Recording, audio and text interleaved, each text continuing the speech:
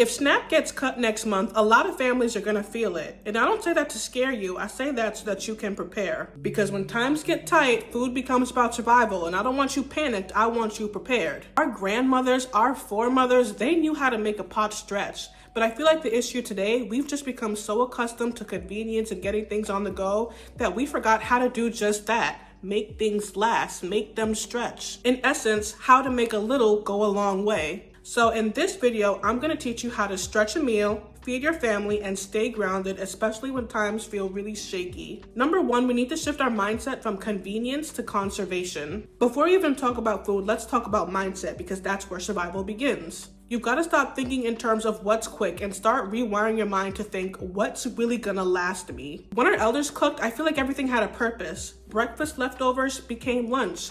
Dinner scraps became tomorrow's soup. Literally nothing was wasted because they understood that stretching food wasn't about being poor, it was about being prepared. It's not survival mode, it's stewardship. Number two, start with base ingredients that can multiply easily. If you have rice, beans, potatoes, you're already halfway there. Rice in itself you can serve as a side, even as fried rice or even in a soup. Beans you can mix with rice, you could turn it into a chili, you could even mash it up and put it on wraps. With pasta, you can add broth, canned tomatoes, or frozen veggies to really stretch that sauce out, just to make it more bulkier. These are only a few ideas of filler meals that keep your bellies full and also well balanced. Because it's not about eating less, it's about eating smarter, while at the same time making sure that your body's getting the proper nutrients it needs to survive. Number three, layer those flavors. Just because your food is budget friendly doesn't mean it has to be bland. Use simple seasonings that can go a long way, like onions, garlic, bouillon cubes. For me, I love me some Sazon. You know, I grew up in a Caribbean household. I personally love me some Sazon. And even at my church, I recently learned something called green seasoning. Growing up, I never heard of green seasoning, but what they tend to do, certain cultures, they will take different ingredients like scallion, parsley, cilantro, garlic, onion, and even a little Sazon, and they'll blend it up, and it'll create like this green sauce that you can add to rice, you can add it to meat, and it tastes amazing. And it lasts a long time. You could put that thing in the freezer and it'll last you a good while. But I want y'all to understand that these are the simple touches that can make these humble meals feel like true comfort food. Because when food tastes good, hope stays alive in the home, you hear me? Number four, use meat as a flavor, not the main character. Instead of making meat the star, make it the accent. One chicken can make soup, tacos, sandwiches, stir fry. Ground beef can stretch into beans and pasta. I've even seen videos of people taking meat, specifically chicken breast, and shredding it and using it in rice, in broths, and that's how they really make it stretch. I don't know about where y'all live, but where I live, the cost of meat is going up exponentially. So if you learn to use meat for flavor instead of just fullness, that'll be the difference of making your groceries last weeks and not just days. Number five, repurpose leftovers intentionally. Don't just save leftovers, really plan them. When you cook dinner tonight, think, how can I make tonight's leftovers lunch for tomorrow? Example, for tonight, I'm going to be cooking some white rice, some black beans, some tostones, and some salmon. Canned salmon, not too much. And I know I'm gonna have leftovers, which I plan to use for tomorrow's dinner anyways, but if that were the case that I didn't want to do that, I know if I have, let's say, leftover salmon, I can include that salmon for breakfast tomorrow.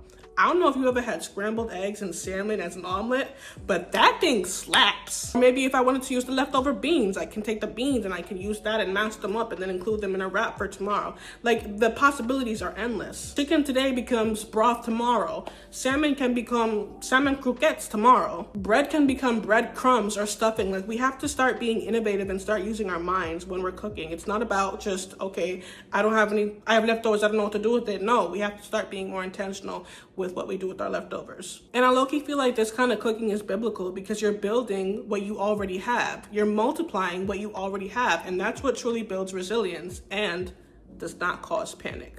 Number six, shop smart and stock shelf-stable products. Try saying that 5 times fast. You don't need fancy groceries, you need smart ones. You need to focus on things that will last. Rice, beans, oats, flour, pasta, canned vegetables, tomato paste, frozen veggies, frozen meat. These things are your friends. When you learn to cook from your pantry instead of constantly running to the store, you learn control, not chaos. And listen, just know when I'm talking to y'all, I'm talking to myself as well. I don't say this as if I've accomplished and arrived to all these points. These are things that I'm learning too.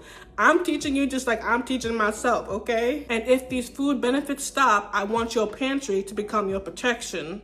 Number 7, master the one pot or big batch method. No, not big back. I said big batch. You want to learn how to stretch meals, you got to learn how to cook big. That's what Big Mama did, but we going to cook some healthy meals, okay? Big Mama, she made any old thing. We going to learn to cook smarter.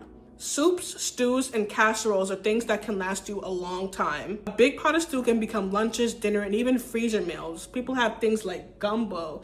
I like what's called stew peas, where you can add some kidney beans, you can put different meats in it, you can put some potato. Some people like to put potato, some people like to put dumpling. You can add whatever you want, and these things are so heavy and filling. Number 8, freeze and preserve like it's gold. Every drop of broth, every chopped veggie, every grain of rice, freeze it. You can use ice trays for broth or herbs, and then you can label and date it. One thing about me, what my mom taught me, was to freeze vegetables.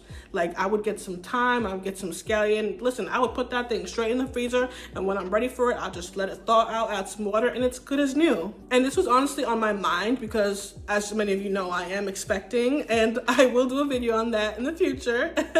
But one thing I've been thinking about is postpartum meals, and I've seen a lot of videos on sisters making meals and freezing them in the freezer, and I'm like, wow, this is not only good for postpartum, this is good to think of in the long term when it comes to preparing your family for shortages of food. It's like your freezer is your own capsule of security. I love that. Number 9, you want to get creative with substitutions, okay? Stay with me. I need you to stop thinking that recipes are rules. They are guidelines. If a recipe calls for something that you don't have, swap it.